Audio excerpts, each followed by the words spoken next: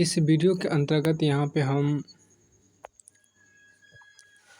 ये आपको राजनीति विज्ञान पॉलिटिकल साइंस का भाग 6 होगा, भारतीय विदेश नीति। पॉलिटिकल साइंस का भाग 6 भारतीय विदेश नीति होगा। भारतीय विदेश नीति में आपको अध्याय 3 होगा, प्रमुख महाशक्तियों के साथ भारत के संबंध होगा। आज के संबंध के अंतर्गत हम यहाँ पे भारत और रूस का पढ़ेंगे। भारत और रूस का संबंध कैसा, उनके बारे में यहाँ पढ़ेंगे। आइए हम इस चीज़ को शुरू करते हैं। देखिए, रूस क्षेत्रफल में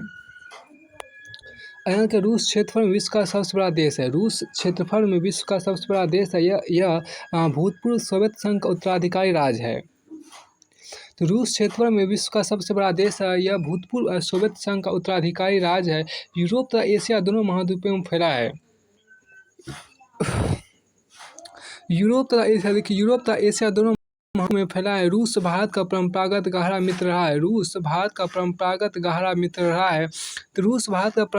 गहरा मित्र रहा है। वर्तमान समय में देखिए, वर्तमान समय में रूस में प्रजातांत्रिक उदारवादी व्यवस्था विद्यमान है। वर्तमान समय में रूस में प्रजातांत्रिक उदारवादी व्यवस्था विद्यमान है। भूतपूर्व सोवियत संघ द्वारा पोषित समाजवादी विचारधारा का प्रभाव विकासशील देशों पर प्रभाव पड़ा है। देखिए, भूतपूर्व सोवियत संघ द्वारा पोषित समाजवादी विचारधारा का प्रभाव विकासशील देशों पर प्रभाव पड़ा है। अब हम आगे यहाँ पर चलते हैं। देखिए, ये आपको आज की वीडियो के अंदर हम भारत और रूस के संबंधों के बारे में पढ़ रहे थे। इसको यहाँ पर तो अब यहाँ पर है क्या, देखिए, सोवियत संघ ने छोटी अवधि में तीव्र आर्थिक एवं तकनीकी विकास किया। सोवियत संघ ने छोटी अवधि में तीव्र आर्थिक एवं तकनीकी विकास किया था। सोवियत संघ का इतिहास कभी भी साम्राज्यवादी अथवा उपनिवेशवादी नहीं था। सोवियत संघ का इतिहास कभी भी साम्राज्यवादी अथवा उपनिवेशवादी नहीं था। सोवियत संघ में राज नियंत्रित आर्थिक प्रणाली तथा एक दलीय शासन प्रणाली का प्रयोग किया गया। जबकि भारत में एक लोकतांत्रिक व्यवस्था के अंतर्गत समाजवाद का लक्ष्य प्राप्त करने का प्रयत्न किया गया। सोवियत नेता स्टालिन के अनुसार जो समाजवाद के साथ नहीं वह पूंजीवाद है। सोवियत नेता स्टालिन के अनुसार जो समाजवाद के साथ नहीं है वह पूंजीवादी है। अतः स्टालिन ने भारत एवं पंडित जवाहरलाल नेहरू को पूंजीवादी व्यवस्था का समर्थक माना। अतः आरंभ में भारत सोवियत संघ के बीच संबंध मित्रतापूर्ण नहीं थे। देखिए, मित्रतापूर्ण संबंधों की शुरुआत यहाँ पर देखिए। देखिए, वर्ष 1953 में सोवियत संघ में क्रुश्चेव ने शासन सत्ता संभाली और उन्होंने शांतिपूर्ण सहअस्तित्व की मान्यता को स्वीकार किया था। यह भी माना कि भारत पूंजीवादी व्यवस्था का समर्थक नहीं है। उन्होंने भारत की गुटनिरपेक्ष विदेश नीति का समर्थन किया था। कश्मीर मुद्दे पर भारतीय दृष्टिकोण का समर्थन किया। यह उल्लेखनीय कि भारत की आर्थिक प्रणाली सार्वजनिक उद्यमों की प्राथमिकता पर आधारित थी। अतः सोवियत संघ ने भारत में सार्वजनिक उद्यमों की स्थापना में सहयोग किया और भारत सोवियत संघ के बीच संबंध लगातार मधुर होते गए। वर्ष 1962 के भारत चीन युद्ध के दौरान सोवियत संघ ने चीन का समर्थन नहीं किया। सोवियत संघ के अनुसार यह युद्ध आपको समाजवाद और पूंजीवाद के बीच नहीं था, बल्कि यह दो देशों के बीच का युद्ध था। वर्ष 1965 में भारत पाकिस्तान युद्ध के बाद दोनों देशों के बीच ताशकंद समझौता हुआ, जो सोवियत संघ की मध्यस्थता में संपन्न हुआ। इसके बाद भारत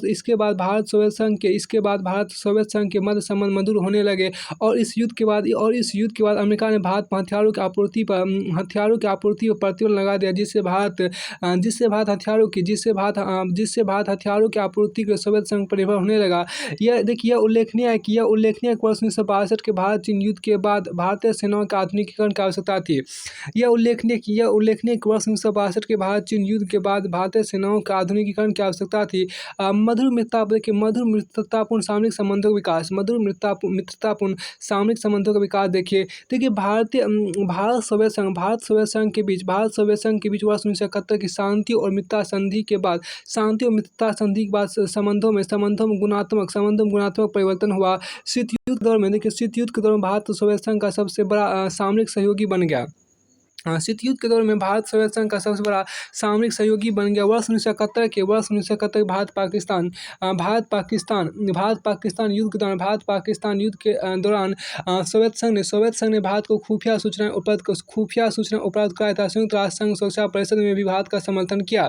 यह बिंदु ध्यान देने योग्य है कि वर्ष 1971 के दौरान अमेरिका चीन पाकिस्तान के बीच एक सामरिक त्रिकोण बन गया था, जिसके बाद भारत ने सोवियत संघ के साथ शांति मित्रता की संधि की, जो भारत की सुरक्षा के लिए आवश्यक थी।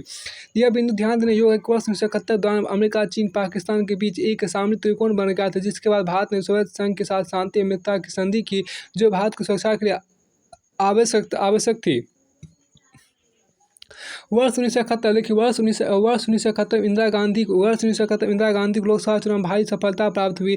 वे भारत की प्रधानमंत्री बनी तथा उन्होंने भारत में समाजवादी कार्यक्रमों को अपनाया। उन्होंने गरीबी हटाओ नारा दिया, बैंकों का राष्ट्रीयकरण किया तथा राजाओं के पर्स को समाप्त कर दिया। अतः इंदिरा गांधी ने घरेलू नीतियों में समाजवाद पर बल देता बाहरी संबंधों में भी समाजवाद को आगे बढ़ाया। भारत और सोवियत संघ के बीच संबंध इतने बेहतर हो गए कि वर्ष 1975 में भारत में लागू आपातकाल का सिक्किम के भारत में विलय। वर्ष 1975 तथा वर्ष 1974 में भारत और शांतिपूर्ण परमाणु परीक्षण के बाद परमाणु क्षेत्र में भी भारत का समर्थन किया।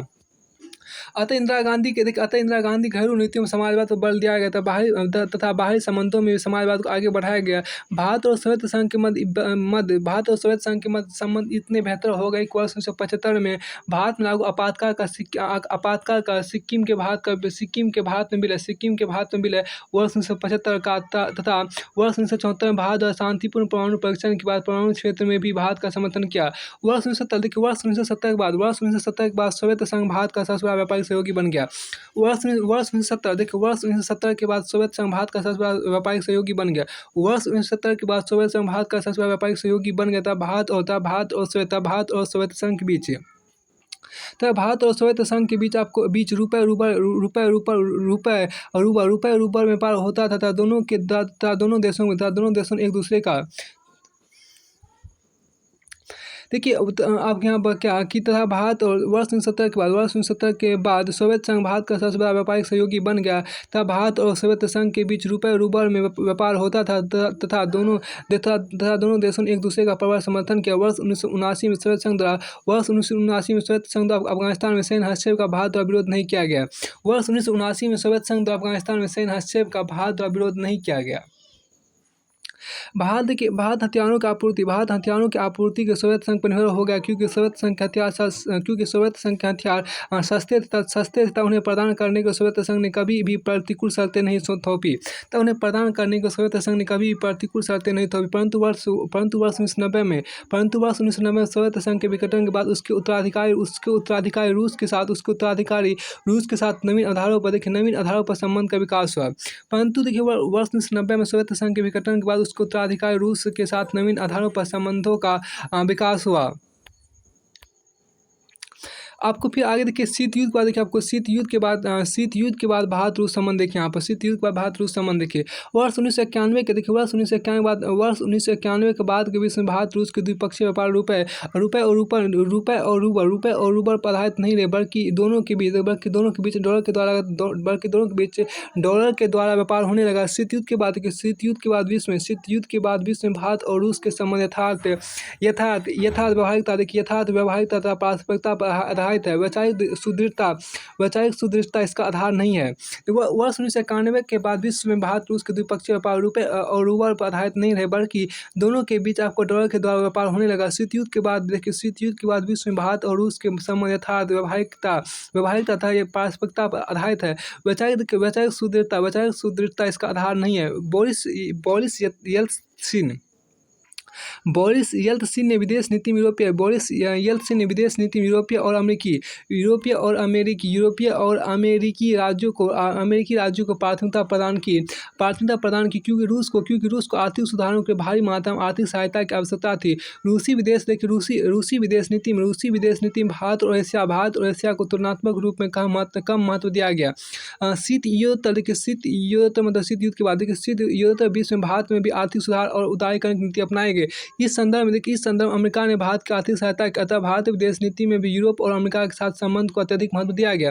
परंतु सोवियत संघ के विघटन के पश्चात भारतीय विदेश नीति के समक्ष निम्न समस्या उत्पन्न हुई। जैसे भारत के समक्ष आर्थिक संकट विद्यमान था तथा देश के समक्ष भारत के समक्ष भुगतान संतुलन के संकट की समस्या बनी हुई थी। वर्ष 1991 के पहले भारत के निर्यात का मूल केंद्र सोवियत संघ था। वर्ष 1991 के पहले भारत के निर्यात का मूल केंद्र सोवियत संघ था, परंतु सोवियत संघ के विघटन के बाद भारत को नए व्यापारिक सहयोगी की तलाश थी। शीत युद्ध के दौरान भारत के हथियारों की आपूर्ति मतलब सोवियत संघ के ऊपर निर्भर था। सोवियत संघ के विघटन के बाद हथियारों की आपूर्ति भारत की सुरक्षा के लिए महत्वपूर्ण थी। शीत युद्ध के विघटन के बाद हथियारों की आपूर्ति भारत की सुरक्षा के लिए महत्वपूर्ण थी। वर्ष 1991 के बाद परमाणु मुद्दे पर रूस का खुला समर्थन प्राप्त नहीं हुआ। वर्ष 1991 के बाद परमाणु मुद्दे पर रूस का खुला समर्थन प्राप्त नहीं हुआ, जिस प्रकार भारत को सोवियत संघ का समर्थन प्राप्त होता था। वर्ष 1991 के बाद परमाणु मुद्दे पर रूस का खुला समर्थन प्राप्त नहीं हुआ, जिस प्रकार भारत को सोवियत संघ का समर्थन प्राप्त होता था। वर्ष 1991 के बाद रूस ने यूरोपीय देशों में अमेरिका के साथ संबंध सुदृढ़ करने पर बल दिया, परंतु रूस को पर्याप्त आर्थिक सहायता प्राप्त नहीं हुई। अमेरिका के बढ़ते प्रभाव के कारण पूर्वी यूरोप में नाटो का विस्तार हुआ, जिससे रूस इस क्षेत्र में अपना प्रभाव बनाए रखने के लिए सक्रिय हुआ। मध्य एशिया में अमेरिका की उपस्थिति के परिणामस्वरूप रूस ने भारत और चीन के साथ संबंधों को बेहतर कर अमेरिका को संतुलित करने पर बल दिया। देखिए, मध्य एशिया में अमेरिका की उपस्थिति के परिणामस्वरूप रूस ने भारत और चीन के साथ संबंधों को बेहतर कर अमेरिका को संतुलित करने पर बल दिया। रूस द्वारा जॉर्जिया पर किए गए हमले से स्पष्ट है कि वह इस क्षेत्र में अमेरिका की उपस्थिति को सीमित करना चाहता है। देखिए, रूस द्वारा जॉर्जिया पर किए गए हमले से स्पष्ट है कि वह इस क्षेत्र में अमेरिका की उपस्थिति को सीमित करना चाहता है। फिर आपके यहाँ पर है, देखिए जॉर्जिया और यूक्रेन को अमेरिका द्वारा प्रस्तावित नाटो की सदस्यता का रूस विरोधी है। जॉर्जिया और यूक्रेन को अमेरिका द्वारा प्रस्तावित नाटो की सदस्यता का रूस विरोधी है। वर्ष 1995 के पश्चात रूसी विदेश नीति में पुनः भारत और एशियाई देशों के साथ संबंध बनाने पर बल प्रदान किया गया, जिससे उसकी यूरोप अटलांटिक केंद्रित विदेश नीति में परिवर्तन आया। रूसी राष्ट्रपति बोरिस येल्त्सिन द्वारा भारत के साथ संबंधों को बेहतर करने की पहल की गई, परंतु वर्ष 1998 में भारत द्वारा किए गए परमाणु परीक्षण की रूस द्वारा आलोचना की गई। रूसी राष्ट्रपति बोरिस येल्त्सिन द्वारा भारत के साथ संबंधों को बेहतर करने की पहल की गई, परंतु वर्ष 1998 में भारत द्वारा किए गए परमाणु परीक्षण की रूस द्वारा आलोचना की गई। परमाणु अप्रसार संधि तथा समग्र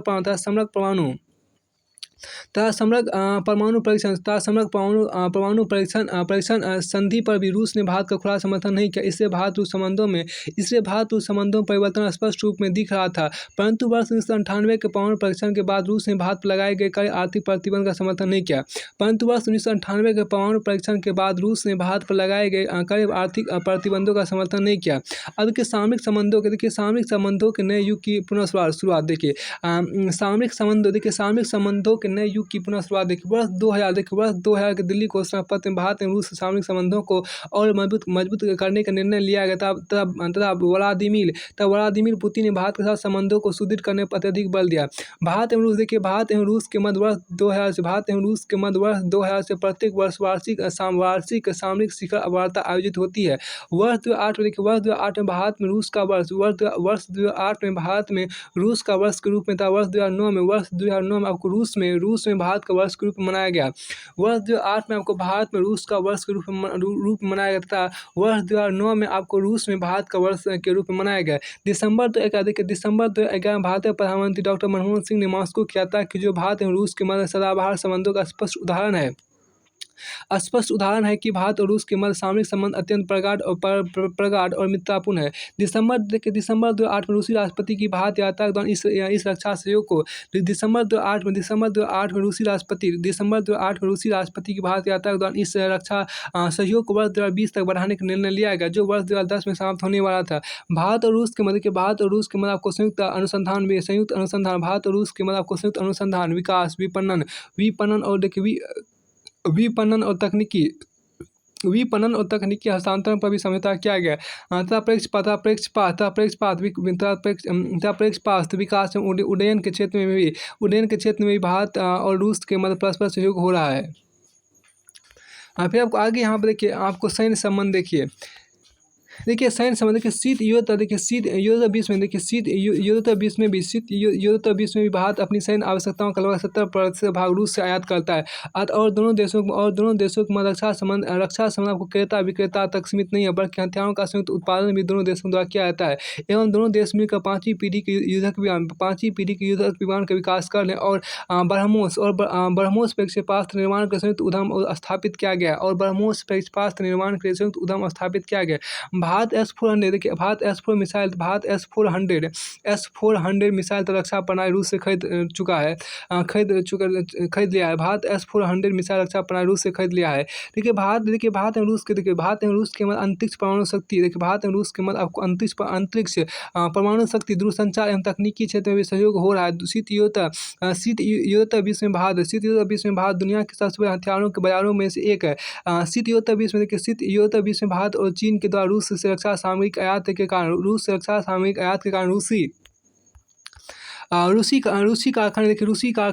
रूसी कारखाने आपको बंद नहीं हुए, क्योंकि सोवियत संघ के विघटन के बाद रूस की आर्थिक स्थिति अत्यंत दयनीय थी। यदि भारत और चीन रूस से हथियार न खरीदते तो आपके यहाँ एक मिनट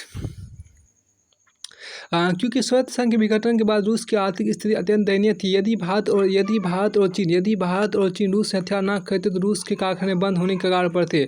अब देखिए लोगों के बीच का संबंध देखिए, पीपुल टू पीपुल कनेक्ट यहाँ देखिए, people to people connect contact देखिए, पीपुल टू पीपुल कॉन्टैक्ट यहाँ देखिए भारत एवं पूर्व सोवियत संघ के मध्य राजनीतिक, सामरिक एवं सांस्कृतिक संबंध अत्यधिक मधुर थे और सांस्कृतिक संबंधों को बेहतर करने के अनेक उपाय अपनाए गए हैं। मॉस्को में भारतीय दूतावास में पंडित जवाहरलाल नेहरू द्वारा सांस्कृतिक केंद्र की स्थापना की गई, जिसके द्वारा रूस की सभी संस्थाओं के साथ संबंध स्थापित किए गए हैं। मॉस्को में स्थित दर्शन शास्त्र संस्थान में भारतीय दर्शन के अध्ययन हेतु महात्मा गांधी पीठ स्थापित की गई। रूस के लगभग 20 संस्थाओं में 1500 रूसी विद्यार्थियों को हिंदी की लोगों के बीच का संबंध यहाँ पर देखिए, लोगों के बीच का संबंध जिसको अंग्रेजी में बोलते हैं पीपुल टू पीपुल कॉन्टैक्ट बोलते हैं। देखिए भारत एवं पूर्व सोवियत संघ के मध्य राजनीतिक, सामरिक एवं सांस्कृतिक संबंध अत्यधिक मधुर थे और सांस्कृतिक संबंधों को बेहतर करने के अनेक उपाय अपनाए गए हैं। मॉस्को में भारतीय दूतावास में पंडित जवाहरलाल नेहरू द्वारा सांस्कृतिक केंद्र की स्थापना की गई, जिसके द्वारा रूस की सभी संस्थाओं के साथ संबंध स्थापित किए गए हैं। मॉस्को में स्थित दर्शन शास्त्र संस्थान में भारतीय दर्शन के अध्ययन हेतु महात्मा गांधी पीठ स्थापित की गई। रूस के लगभग 20 संस्थाओं में 1500 रूसी विद्यार्थियों को हिंदी की शिक्षा दी जाती है। रूसी लोगों में भारतीय नृत्य, संगीत, योग, आयुर्वेद के प्रति अत्यधिक रुचि है और लोगों में आदान प्रदान को बढ़ावा देने के लिए वर्ष 2008 में भारत में रूसी वर्ष तथा वर्ष 2009 में रूस में भारत वर्ष मनाया गया। देखिए वर्ष 2011 में रवीन्द्रनाथ टैगोर की 150वीं जयंती के अवसर पर रूस में भारतीय सांस्कृतिक उत्सव तथा वर्ष 2012 में भारत में रूसी सांस्कृतिक उत्सव मनाया गया। क्योंकि वर्ष 2012 में भारत और रूस के कूटनीतिक संबंधों की स्थापना के 65 वर्ष हो गए। रूस में लगभग 15,000 भारतीय मूल के लोग निवास करते थे। लगभग 4500 भारतीय विद्यार्थी तथा लगभग 4500 भारतीय विद्यार्थी रूस की मेडिकल एवं तकनीकी संस्थाओं में अध्ययन कर रहे हैं।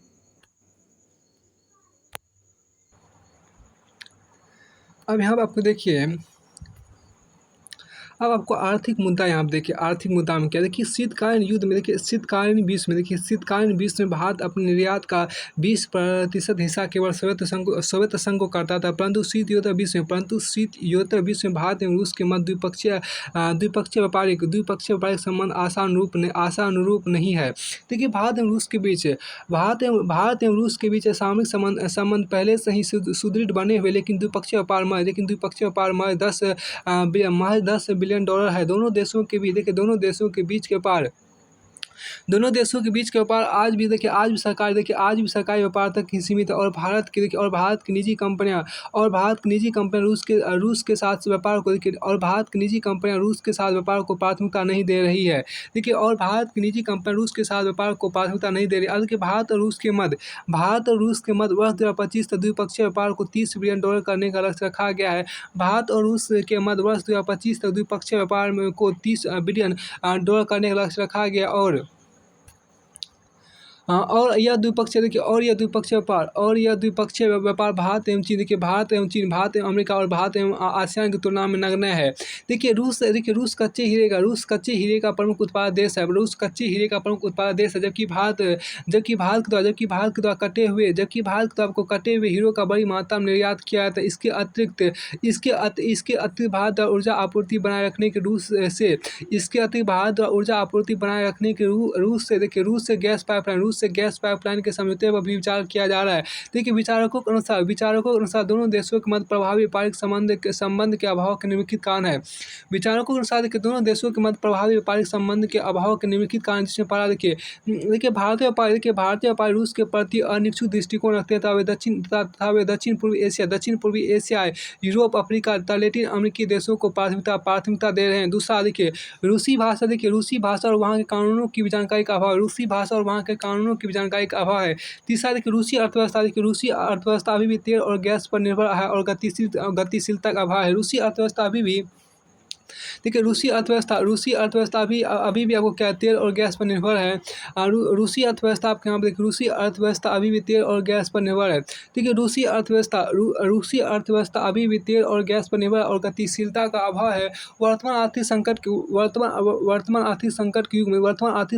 युग में रूसी अर्थव्यवस्था ज़्यादा संकटग्रस्त हुई है, क्योंकि आर्थिक मंदी के परिणामस्वरूप तेल और गैस की कीमतों में कमी हुई है। अब पाँचवा देखिए रूसी व्यापारी यूरोपीय देशों के साथ व्यापार को प्राथमिकता देते हैं, क्योंकि रूसी तेल और गैस के मूल आयातक देश यूरोपीय है। अब छठा देखिए रूसी अर्थव्यवस्था में अभी भी पर्याप्त आर्थिक सुधार नहीं है और भारत ने रूस को बाजारवादी अर्थव्यवस्था का दर्जा दिया है। इसके बावजूद भारत में निजी क्षेत्र रूस के साथ व्यापारिक गतिविधियों में ज़्यादा दिलचस्पी नहीं लेते। इसके बावजूद भारत में निजी क्षेत्र रूस के साथ व्यापारिक गतिविधियों में ज़्यादा दिलचस्पी नहीं लेते। आपको सातवां यहाँ पर अभाव सातवां कारण यहाँ देखिए क्या वर्तमान अमेरिका और यूरोपीय देशों द्वारा रूस पर आर्थिक प्रतिबंध लगाए गए हैं। इसलिए भारत रूस व्यापारिक संबंधों में वृद्धि की संभावना है। अब आठवां कारण देखें, अब यह भी उल्लेखनीय है कि भारत के द्वारा ईरान से रूस के बीच अंतर्राष्ट्रीय उत्तर दक्षिण परिवहन गलियारा international north south transport corridor के निर्माण पर बल दिया जा रहा है, जिससे भारत और रूस के बीच की भौगोलिक दूरी कम होगी और व्यापार बढ़ेगा। देखिए यह भी उल्लेखनीय है कि भारत के द्वारा पूरी ईरान से रूस के बीच अंतर्राष्ट्रीय उत्तर दक्षिण में परिवहन गलियारा international north south transport corridor के निर्माण पर बल दिया जा रहा है, जिससे भारत और रूस के बीच की भौगोलिक दूरी कम होगी और व्यापार बढ़ेगा। अब देखिए कश्मीर मुद्दा यहाँ पे देखिए पूर्व सोवियत संघ ने कश्मीर मुद्दे पर भारत का सदैव समर्थन किया तथा कश्मीर को भारत का अभिन्न अंग माना। सुरक्षा परिषद में कश्मीर मुद्दे पर सोवियत संघ ने भारत के पक्ष में वीटो किया और शीतयुद्ध बीच में रूस ने भी इसी अपरंपरागत नीति का पालन किया। आपको फिर आगे यहाँ पे देखिए रूस ने कश्मीर में प्रायोजित सीमा पर आतंकवाद का विरोध किया था। वर्ष 1999 को कारगिल मुद्दे पर भारत का स्पष्ट समर्थन किया। रूस ने कभी भी पाकिस्तान में चीन के द्वारा भारत को प्रतिशोधित करने का समर्थन नहीं किया। रूस ने कभी भी पाकिस्तान में चीन के द्वारा भारत को प्रतिशोधित करने का समर्थन नहीं किया था। आज भी दक्षिण एशिया में भारत को रूस सर्वाधिक महत्व प्रदान करता है। अब क्या आतंकवादी अंग्रेजी में टेररिज्म बोलते हैं। भारत एवं रूस दोनों देश आतंकवाद से ग्रस्त है। रूस में रूसी मुल्क के लोगों का बहुमत है, परंतु रूस के एक स्वायत्त क्षेत्र चेचनिया मुस्लिम जनसंख्या बहुमत में। इसलिए चेचनिया के द्वारा रूस से अलगाव की मांग की जा रही है। रूस में चेचनिया का क्षेत्र आतंकवाद से प्रभावित है। रूस के अनुसार कश्मीर में आतंकवाद सीमा पार से प्रायोजित है। सितंबर 2001 के पश्चात भारत और रूस ने आतंकवाद को रोकने के लिए आपस में समझौता किया। सितंबर 2001 के पश्चात भारत और रूस ने आतंकवाद को रोकने के लिए आपस में समझौता किया। 26 नवंबर 2008 को मुंबई आतंकी हमले की रूस ने कड़ी निंदा की। रूस ने आतंकवाद से निपटने के लिए प्रयोग किए जा रहे दोहरे मानदंडों का विरोध किया। रूस और भारत दोनों अफगानिस्तान में आतंकवाद को समाप्त करने के परस्पर सहयोग कर रहे हैं। अफगानिस्तान उभरने वाला आतंकवाद रूस के चेचनिया तथा भारत के कश्मीर को प्रभावित करता है। फिर आपको आगे यहाँ पर देखिए परमाणु मुद्दा देखिए, जो अंग्रेजी में बोलते हैं न्यूक्लियर इशूज बोलते हैं। देखिए वर्ष 1974 में वर्ष 1974 के बाद भारत और रूस के बीच परमाणु क्षेत्र में उल्लेखनीय सहयोग हुआ। वर्ष 1974 के परमाणु परीक्षण के बाद सभी पश्चिमी देशों ने भारत के परमाणु कार्यक्रम पर प्रतिबंध लगा दिया था, परंतु इसके बाद भी सोवियत संघ के द्वारा भारत को परमाणु ऊर्जा के विकास में सहायता प्रदान की गई। लेकिन वर्ष 1991 के बाद रूस के द्वारा परमाणु क्षेत्र में भारत एक तरफा समर्थन नहीं किया गया। लेकिन वर्ष 1991 के बाद रूस के द्वारा परमाणु क्षेत्र में भारत एक तरफा समर्थन नहीं किया गया। शीतयुद्ध बीच में परमाणु अप्रसार के मुद्दे पर रूस अमेरिकी दृष्टिकोण का समर्थन करने लगा। रूस ने भी भारत पर एनपीटी पर हस्ताक्षर करने का दबाव बनाया। रूस ने भारत को क्रायोजेनिक इंजन देने से इनकार कर दिया। वर्ष 1995 के बाद जब रूसी अर्थव्यवस्था सुदृढ़ हुई तो रूस ने परमाणु अप्रसार के मुद्दे को वैश्विक मानते हुए इसे भारत के साथ संबंधों में बाधा नहीं बनने दिया। वर्ष 1995 के बाद जब रूसी अर्थव्यवस्था सुदृढ़ हुई तो रूस ने परमाणु अप्रसार के मुद्दे को वैश्विक मानते हुए इसे भारत के साथ संबंधों में बाधा नहीं बनने दिया। यह समझौता भारत और रूस के बीच वर्ष 1988 में हुआ। इसी समझौते का कई पश्चिमी देशों ने विरोध किया और उनके अनुसार रूस इसके द्वारा आपको NSG के प्रावधानों का उल्लंघन कर रहा है। वर्ष 1998 के भारत के परमाणु परीक्षण की आलोचना रूस ने भी की, परंतु रूस ने भारत पर कड़े आर्थिक प्रतिबंध लगाने का समर्थन नहीं किया। भारत एवं अमेरिका सिविल परमाणु समझौते के पश्चात रूस एवं भारत के मध्य परमाणु ऊर्जा के क्षेत्र में सहयोग की संभावना और व्यापक हो गई। भारत एवं अमेरिका सिविल परमाणु समझौते के पश्चात रूस एवं भारत के मध्य परमाणु ऊर्जा के क्षेत्र में सहयोग की संभावना और व्यापक हो गई। अब देखिए सिविल परमाणु क्षेत्र में सहयोग यहाँ पर देखिए सिविल परमाणु क्षेत्र में आपको यहाँ पर सहयोग देखिए भारत में रूस के सहयोग से कुंडन परियोजना का निर्माण किया गया था। रूस के सहयोग से भविष्य में भारत के पूर्वी तटीय क्षेत्रों में 6 नए रिएक्टर स्थापित करने पर विचार किया जा रहा है। रूस भारत को परमाणु ईंधन देने वाला एक प्रमुख राष्ट्र है। रूस द्वारा परमाणु उत्तरदायी विधेयक के संबंध में कुछ असहमति व्यक्त की गई, जिसे भारत ने सुलझाने का प्रयत्न किया। रूस के अनुसार देखिए, रूस के अनुसार परमाणु दुर्घटना की स्थिति में रूस के अनुसार परमाणु दुर्घटना की स्थिति में रिएक्टर देने वाला देश उत्तरदायी नहीं होगा। रिएक्टर देने वाला देश उत्तरदायी नहीं होगा। वर्ष 2015 परमाणु उत्तरदायी विधेयक से संबंधित विवाद समाप्त हो गया, क्योंकि भारत के द्वारा आपको दुर्घटना के बाद मुआवजा देने के लिए बीमा पुल के निर्माण की घोषणा की है। देखिए वर्ष 2017 में NSG में भारत के सदस्यता का अमेरिका, जर्मनी, फ्रांस, जापान जैसी महाशक्तियों के द्वारा समर्थन किया जा रहा है। जबकि चीन का तर्क है कि एनएसजी की सदस्यता के लिए जिन देशों ने परमाणु प्रसार संधि NPT पर हस्ताक्षर नहीं किया है, देखिए जबकि चीन का तर्क है कि एनएसजी की सदस्यता के लिए जिन देशों ने परमाणु प्रसार संधि NPT पर हस्ताक्षर नहीं किया है, उनकी सदस्यता के पृथक मानदंड का निर्धारण होना चाहिए, जिसके द्वारा चीन परोक्ष रूप में पाकिस्तान की सदस्यता का समर्थन कर रहा है। जबकि रूस ने चीन के दृष्टिकोण का समर्थन नहीं किया, और रूस का मानना है कि एनएसजी की सदस्यता भारत के मुद्दे को पाकिस्तान के साथ जोड़ने की आवश्यकता नहीं। अतः रूस ने भारत की एनएसजी सदस्यता का समर्थन किया है। अब ऊर्जा सुरक्षा, जिसको हम बोलते हैं एनर्जी सिक्योरिटी मुद्दा, देखिए भारतीय अर्थव्यवस्था विश्व की दूसरी सबसे तेजी से बढ़ती हुई अर्थव्यवस्था था। इस आर्थिक वृद्धि दर को बनाए रखने के भारत को बड़ी मात्रा में ऊर्जा की आवश्यकता है, क्योंकि भारत मूलतः तेल आयात पर निर्भर राष्ट्र है। वर्तमान में रूस ऊर्जा सुपर पावर के रूप में उभर रहा है। वर्तमान में भारत में रूस संबंधों को व्यक्त करते हुए भारत के पूर्व पेट्रोलियम मंत्री ने कहा कि विगत 50 वर्षों में रूस ने भारत के क्षेत्रीय अखंडता के निर्माण में योगदान दिया तथा आने वाले वर्षों में रूस भारत की ऊर्जा सुरक्षा में सहायक होगा। पश्चिमी एशियाई क्षेत्रों में अस्थिरता व्याप्त, इसलिए भारत एवं रूस के साथ बेहतर संबंध मध्य एशियाई देशों से भी तेल और गैस प्राप्त करने में सहायक होंगे। वर्तमान में भारत और अमेरिका के बीच रक्षा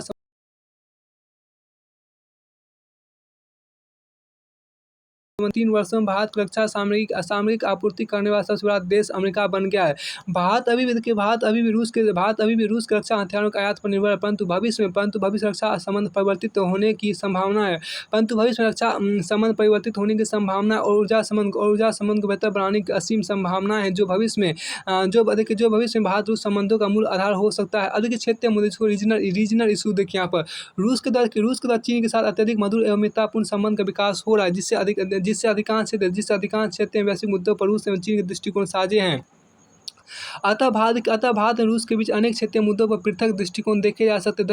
दक्षिण चीन सागर के मुद्दे पर चीन रूस का समर्थक है, जबकि भारत नौवहन की स्वतंत्रता का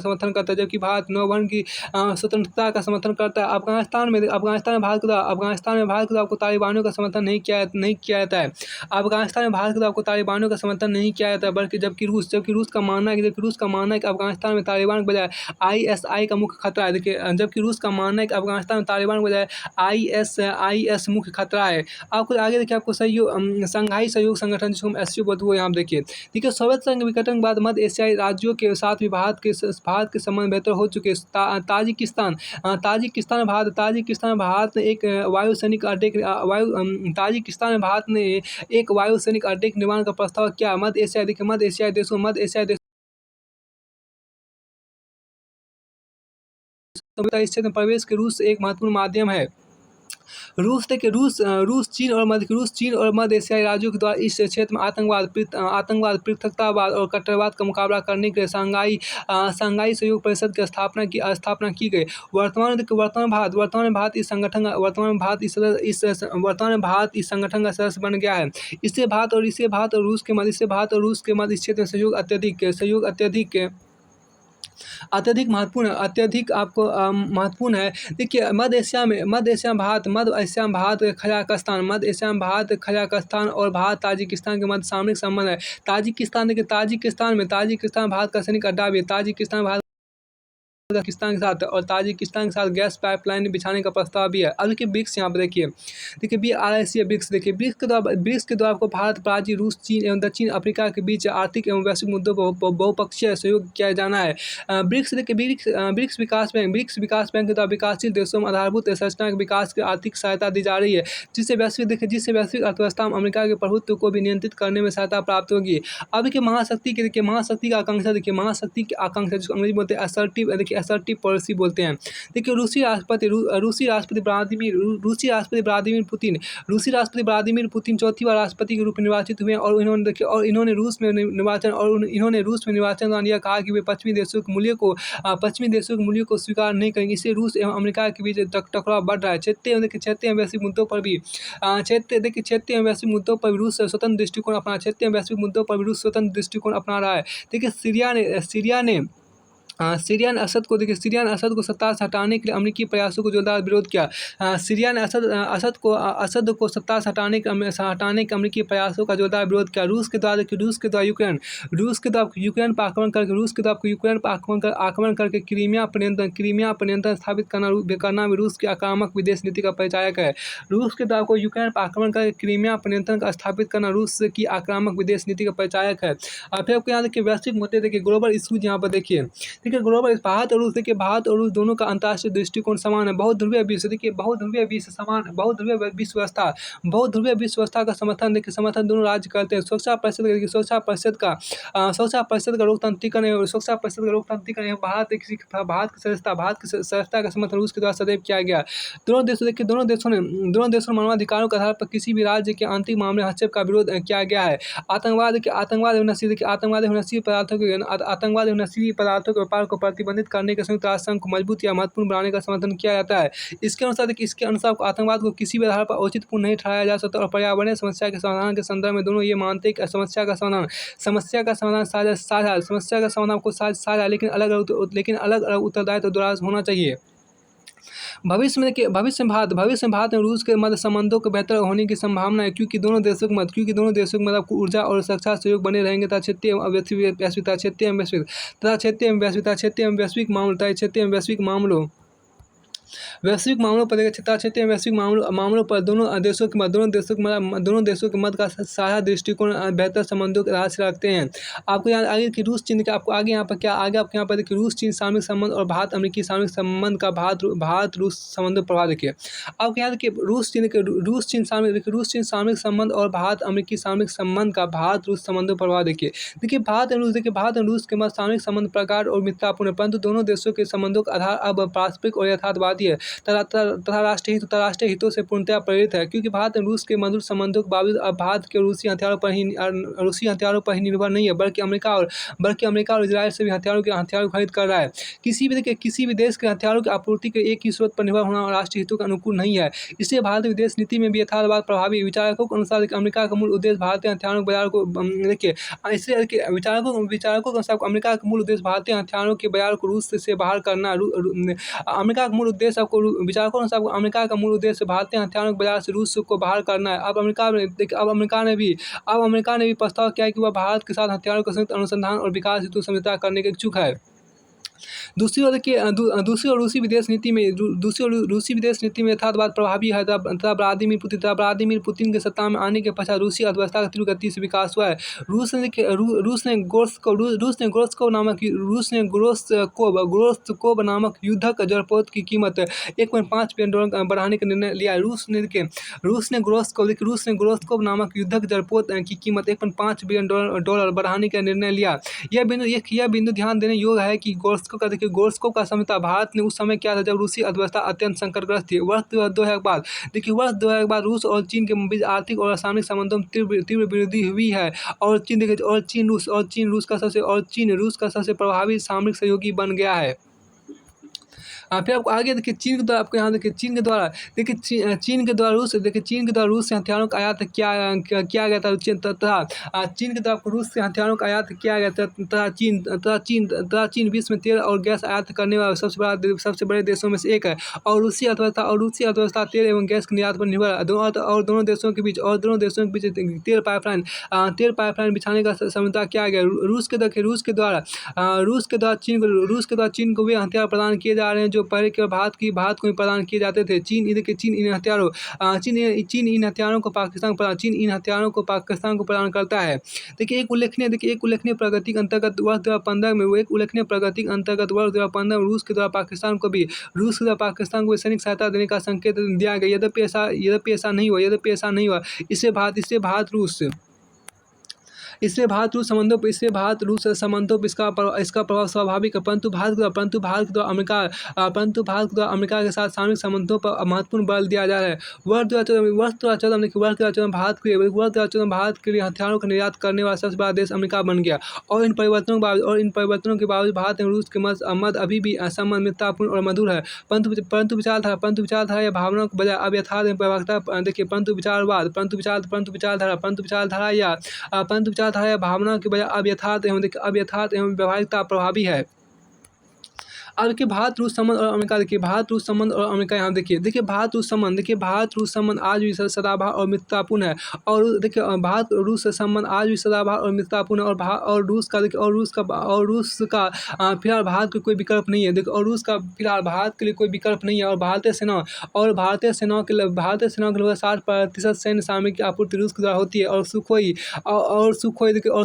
INS विक्रमादित्य रूस द्वारा प्रदान किए अत्यधिक महत्वपूर्ण और संवेदनशील सैन्य सामग्री है। भारत और रूस के बीच आपको ब्रह्मोस प्रक्षेपास्त्र का सारा उत्पादन भी हो रहा है और पांचवी पीढ़ी के युद्धक विमान और S-400 मिसाइल रक्षा प्रणाली मुद्दे पर भी वार्ता हो रही है और मिल भी गया है। और वर्तमान में आपको सामरिक सहभागिता की नीति अंतर रक्षा सहयोग में निजी क्षेत्रों रक्षा क्षेत्र में और वर्तमान में आपको सामरिक सहभागिता की नीति अंतर रक्षा सहयोग में निजी क्षेत्रों की सहभागिता रक्षा संबंध और प्रकट होंगे। वर्तमान अमेरिका और पश्चिमी देशों के द्वारा रूस को G8 से निलंबित कर दिया गया। पश्चिमी देशों ने रूस के ऊपर भारी प्रतिबंध आरोपित कर दिए और अमेरिका भारत से अपेक्षा करता है कि भारत रूस के साथ व्यापारिक संबंधों को स्थगित करे, परंतु भारत रूस के व्यापारिक और रक्षा संबंध आगे बढ़ रहे हैं। अतः भारतीय सरकार के लिए भारत रूस संबंध महत्वपूर्ण चुनौती बनी हुई है क्योंकि अमेरिका भारत के अत्यधिक महत्वपूर्ण है रूस की अनदेखी करना संभव नहीं है। अतः भारतीय सरकार के भारत रूस संबंध महत्वपूर्ण चुनौती बनी हुई है क्योंकि अमेरिका भारत के अत्यधिक महत्वपूर्ण है रूस की अनदेखी करना संभव नहीं है। भारत दोनों के साथ समांतर संबंधों के विकास का प्रयत्न कर रहा है। भारत दोनों देशों के साथ आपको समांतर मतलब अमेरिका और रूस दोनों देशों के साथ आपको समांतर संबंधों के विकास का प्रयत्न कर रहा है। वर्तमान में भारत का सर्वाधिक निकट सामरिक सहायता वर्तमान में भारत का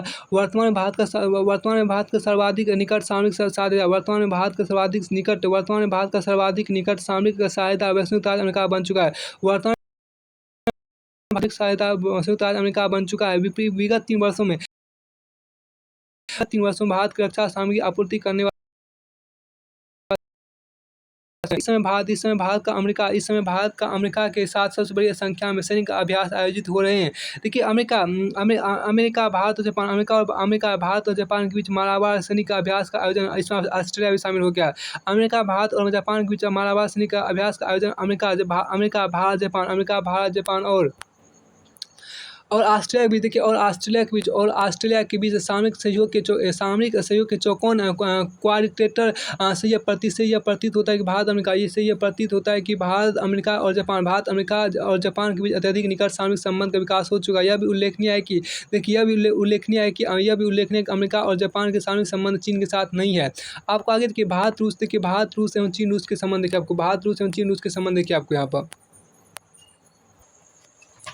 देखिए यहाँ पे आपको भारत रूस एवं चीन रूस के संबंध यहाँ पे देखिए भारत रूस के मध्य परंपरागत मित्रतापूर्ण संबंध रहे और शीत युद्ध ने विश्व में भारत रूस सामरिक संबंधों के द्वारा भारत ने अमेरिका, चीन एवं पाकिस्तान को प्रतिसंतुलित किया। वर्ष 1960 से लेकर वर्ष 1990 के बीच रूस और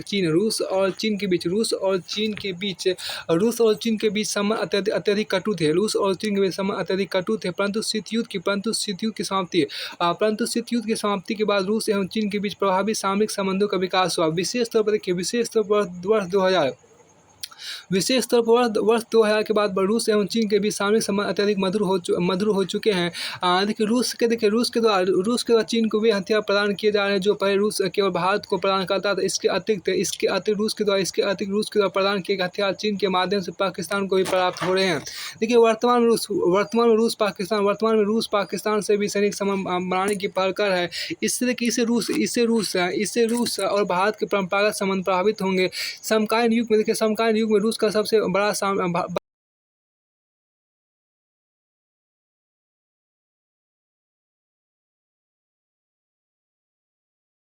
$100 बिलियन का द्विपक्षीय व्यापार है।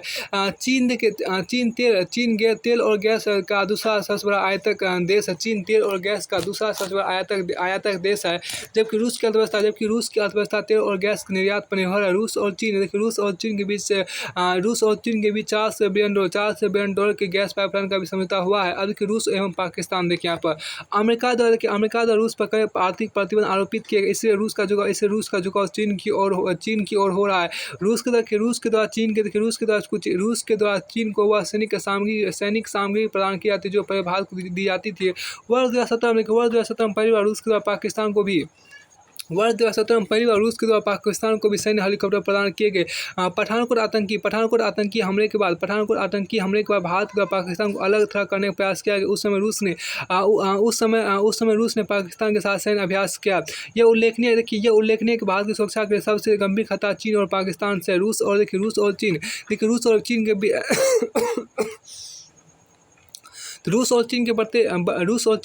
बीच बढ़ते सामरिक संबंध से पाकिस्तान को भी लाभ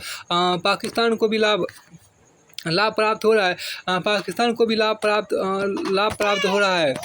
क्योंकि चीन पाकिस्तान का हथियार आपूर्ति करने वाला सबसे बड़ा देश बन गया है। यह भी उल्लेखनीय कि रूस चीन को हथियार प्रदान कर रहा है। देखिए क्योंकि चीन पाकिस्तान को हथियार आपूर्ति करने वाला सबसे बड़ा देश बन गया है।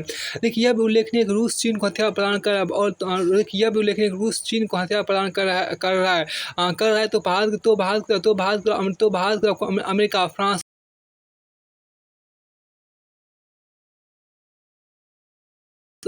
इससे वर्तमान समय यथार्थ और राष्ट्रीय हित पर आधारित है। इन मतभेदों के बावजूद भारत रूस के संबंध सदाबहार और मित्रतापूर्ण बने रहेंगे और रक्षा आपूर्ति के अलावा रूस भारत के लिए ऊर्जा आपूर्ति का भी बहुत बड़ा स्रोत बनकर उभर रहा है। आपको आगे यहाँ देखिए यूक्रेन संकट यहाँ देखिए आपको सोवियत संघ के विघटन सोवियत संघ के विघटन के बाद सोवियत संघ में समृद्ध पूर्व राज्यों में अभी भी रूसी मूल के लोग निवास करते हैं। रूस में आंतरिक रूप में निर्जातीय संघर्ष बना हुआ था। रूस और अन्य राज्यों के बीच निर्जातीय संघर्ष कायम है। इसी के परिणाम से रूस और जॉर्जिया के बीच हिंसक झड़पें हुई। तब वर्तमान में रूस और यूक्रेन के बीच संघर्ष बना हुआ और संघर्ष युद्ध हो भी रहा है।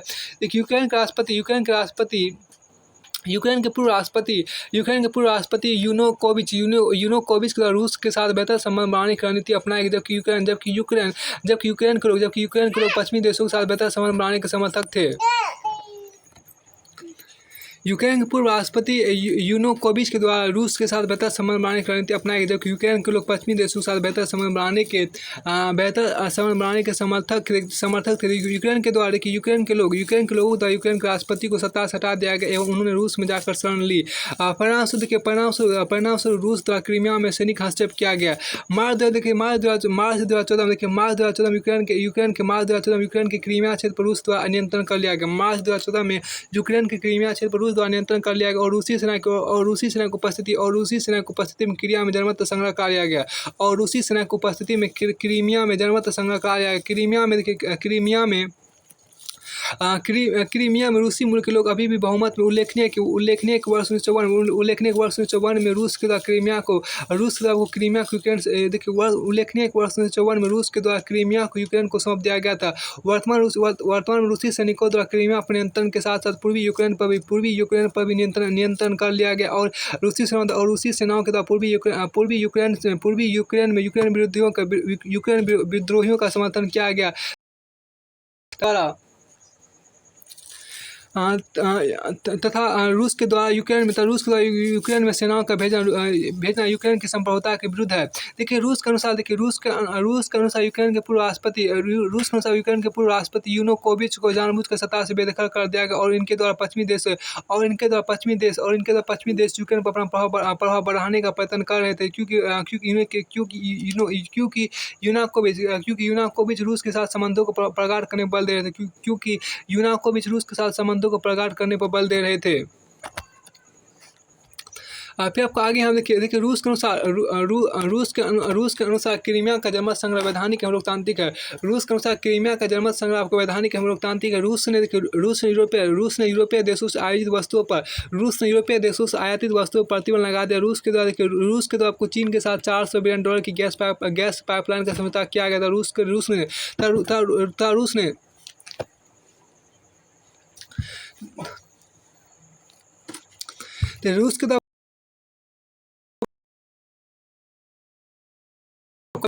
रूस ने यूरोपीय देशों से आयातित वस्तुओं पर प्रतिबंध लगा दिया।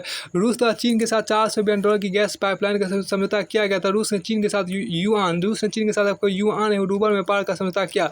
रूस के अनुसार आप क्या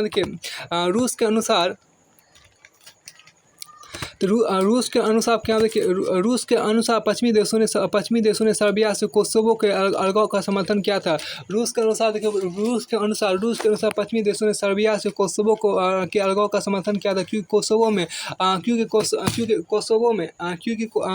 में जनमत संग्रह आयोजित किया गया। इससे यूक्रेन का जनमत संग्रह भी वास्तविक है। पश्चिमी देशों ने क्रीमिया में कराए गए जनमत संग्रह को अवैधानिक माना। सुरक्षा परिषद के प्रस्ताव में सभी पश्चिमी देशों ने रूस का विरोध किया था। रूसी सेनाओं की यूक्रेन में तैनाती का विरोध किया। यूक्रेन संकट के कारण अमेरिका और रूस के संबंध वर्ष 1991 के बाद सर्वाधिक न्यूनतम बिंदु पर आ गए हैं। यूक्रेन संकट के कारण अमेरिका और रूस के संबंध वर्ष 1991 के बाद सर्वाधिक न्यूनतम बिंदु पर आ गए। देखिए रूस और पश्चिमी देशों के बीच अत्यधिक तनावपूर्ण संबंध हो गए। देखिए रूस और पश्चिमी देशों के बीच अत्यधिक तनावपूर्ण संबंध हो गए हैं।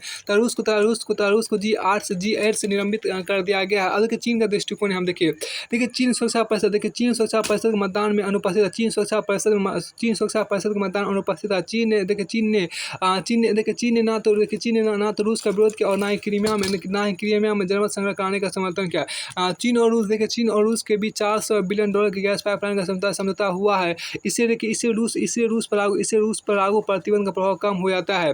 अब के भारत का दृष्टिकोण यहाँ देखिए भारत आपको मध्यम मार्ग विदेश नीति अपनाई गई। भारत एवं रूस के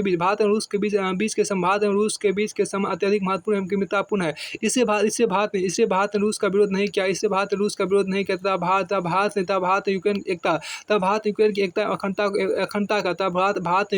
अखंडता का एवं भारत ने समस्या का शांतिपूर्ण समाधान का समर्थन किया। तब भारत ने यूक्रेन की एकता एवं अखंडता एवं भारत ने समस्या के शांतिपूर्ण समाधान का समर्थन किया। यद्यपि यूक्रेन संकट के बाद भारत रूस संबंध में चुनौती उत्पन्न हुई है। क्योंकि भारत के संबंध अमेरिका एवं पश्चिमी देशों के साथ मित्रतापूर्ण एवं मधुर है।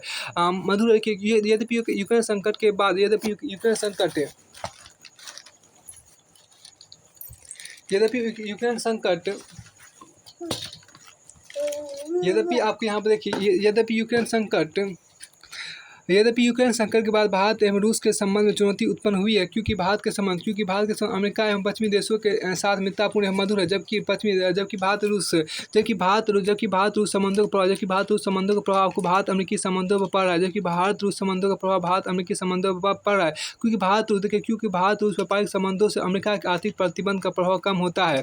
आपको देखिए, जबकि यूक्रेन संकट के बाद भारत रूस संबंध में चुनौती उत्पन्न हुई है, क्योंकि भारत के संबंध अमेरिका एवं पश्चिमी देशों के साथ मित्रतापूर्ण एवं मधुर है, जबकि भारत रूस संबंधों का प्रभाव भारत अमेरिकी संबंधों पर पड़ रहा है, देखिए क्योंकि भारत रूस व्यापारिक संबंधों से अमेरिका के आर्थिक प्रतिबंध का प्रभाव कम होता है। फिर आपको आगे यहाँ पर देखिए, आगे आपके यहाँ पर क्या देखिए, भारत और चीन का संबंध आपके यहाँ पर देखिए, भारत और चीन का संबंध हम अगले वीडियो में पढ़ेंगे। तो यहाँ आपको देखिए भारत और चीन का जो यहाँ पर आपको संबंध है, तो आपको भारत और चीन का संबंध हम अगले वीडियो में देखेंगे।